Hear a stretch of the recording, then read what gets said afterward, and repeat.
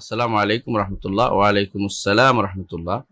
আমি জানতে চাই কোনো কারণে কারো যদি একদিন বা 5 ওয়াক্তের অধিক নামাজ কাজা হয়ে যায় তাহলে ওই কাজা নামাজ কিভাবে আদায় করবে? বিসমিল্লাহ, আলহামদুলিল্লাহ, ওয়াসসালাতু ওয়াসসালামু আলা রাসূলিল্লাহ। বাদ সালাতের কাজার নিয়ম হচ্ছে 5 ওয়াক্তের ভিতরে একটা নিয়ম, 5 ওয়াক্তের পরে আরেকটা নিয়ম। 5 ওয়াক্তের ভিতরে হলে সেটাকে সিরিয়াল বজায় রাখতে হবে। অর্থাৎ ধরেন আপনার জোহর ছুটে গেছে, আসর আগে অবশ্যই জোহর পড়ে নিতে হবে, অথবা জোহর আসর ছুটে গেছে মাগরিবের আগে জোহর আসর পড়ে নিতে হবে। জোহর আসর মাগরিব ছুটে গেছে এশার আগে 3টা পড়ে নিতে হবে। সিরিয়াল ঠিক রাখতে হবে।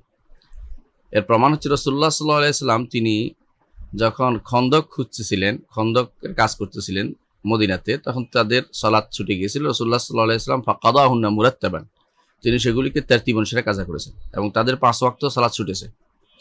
তো 5 ওয়াক্ত সালাত পর্যন্ত, যেহেতু 5 ওয়াক্তে একটা দিন শেষ হয়ে যায়, সেজন্য এটা পর্যন্ত নির্ধারণ করা হয়েছে 5 ওয়াক্ত পর্যন্ত তারতিব আছে। 5 ওয়াক্তের পরে যেটা আসবে ওটাকে তারতিব অনুসারে জরুরি না। যে কোনো সময় যে কোনো সালাতটাকে আপনি মনে করবেন যে ওই সালাতটা আমি পড়ে নিচ্ছি, তখন সেটা আদায় করা যাবে। ধরুন আপনার 5 ওয়াক্ত সালাত ছুটে গেছে, বেশি ছুটে গেছে 5 ওয়াক্তের বেশি, তখন আপনি এটা যে কোনো সময় আদায় করে নেবেন। যে কোনো সময় অর্থ হচ্ছে যে আপনি ইচ্ছা করলে জোহরের আগেও পড়তে পারেন, আসরের আগে পড়ে নিতে পারেন, মাগরিবের পরে পড়ে নিতে পারেন, এশার পরে পড়ে নিতে পারেন, অথবা যে টাইমগুলো নিষিদ্ধ সময় নয়, এই নিষিদ্ধ সময় নয়, এই টাইমগুলোতে যে কোনো সময় আপনি 1টা বা 2টা বা 5টাই অথবা ভিন্ন ভিন্নভাবে এগুলি কাজা করে পড়ে নিতে পারেন।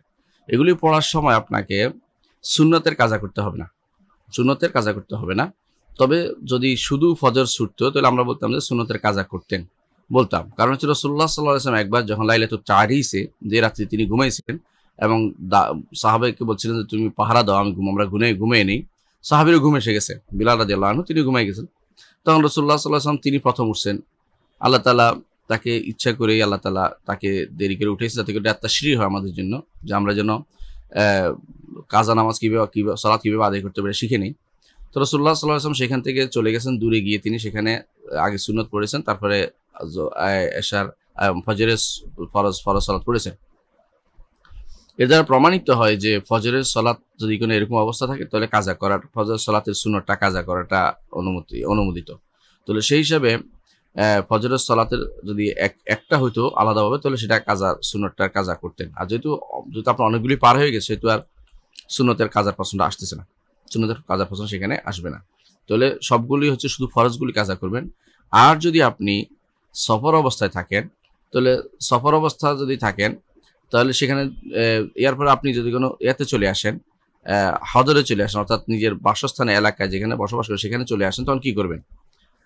আলেমদের মধ্যে 2টি মত দেখা যায়। একটি মত হচ্ছে যে যেটা যেভাবে আপনার কাজা হয়েছে সেভাবে আপনি সেটাই কাজা করবেন। এটা হানাফি মাযহাবের মত। তারা বলেন যেহেতু আপনার সফর অবস্থায় 2 রাকাত হিসেবে ছুটেছে, এখানে 2 রাকাতে পড়বেন। কিন্তু একদল আলেম মনে করেন যে তার যে সুযোগটা ছিল, সুযোগটা তিনি হারিয়েছেন, এখন তাকে পূর্ণ সালাতটাই আদায় করতে হবে। এটাকে আমি প্রাধান্য দিচ্ছি যে এটা হলো উত্তম। এটা ইবরাআন লিয-যিম্মা, জিম্মাদারি মুক্ত হওয়া সবচেয়ে বেশি জরুরি।